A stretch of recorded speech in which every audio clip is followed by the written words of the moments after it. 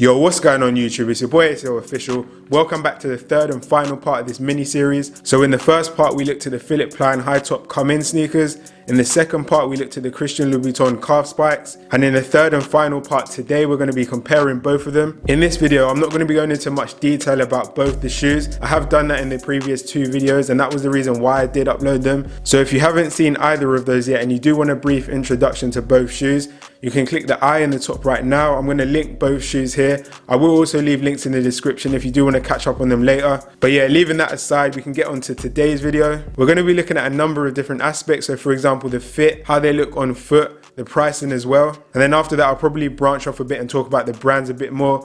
Louboutin you obviously know really well. Philipp Plein I think isn't as widely known. It's big in some countries, so I know it's quite big in the Netherlands for example, but here in the UK, a few people wear it, but it's not really that well known. So the first similarity that you see when comparing both the shoes is obviously the spikes. Now back in the day, I think spikes were more of like they were more associated to the kind of punk rock type movement. But as soon as Christian Louboutin started applying them to a lot of his shoes, I feel like that kind of changed and it's kind of more acceptable to wear them now. Now, if a design or a certain concept does become popular, it kind of makes sense for a lot of other brands to start doing the same thing. So we've got Louboutin and the spikes. And you could say a similar thing with the Balenciaga speed trainers as well. When they brought those out, they were trending like mad. Then before you know it, a load of other brands are doing the same thing. If a design is popular, like I said, it makes sense for other brands to try and take inspiration from it. But the thing I find interesting here is that Philipp Plein have taken the spikes concept and used it in a lot of their shoes. But then I was looking into the brand more because I didn't know too much about it. And as I was looking through, it seemed like they've copied a lot of concepts from a variety of different brands. So it's almost like Philipp Plein is a brand in itself, but it's just snatching ideas from all these other brands. Even if we just focus on this pair now,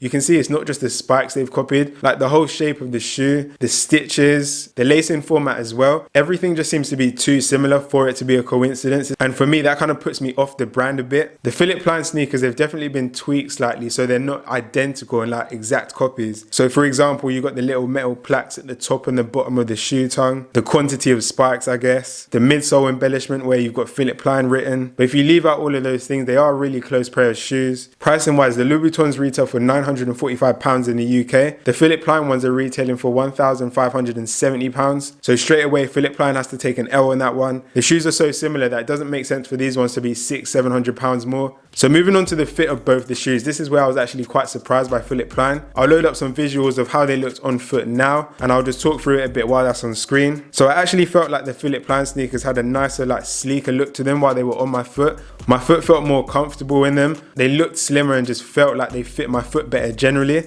On all the high top Loubs that I wear, I find that when I'm putting weight onto whichever foot it is, the inside of that shoe kind of opens up a bit. And this is the thing I don't really like because it means the trainers crease really quickly. Anyway, I'll let you enjoy the rest of the on foot shots and I'll be back in a second.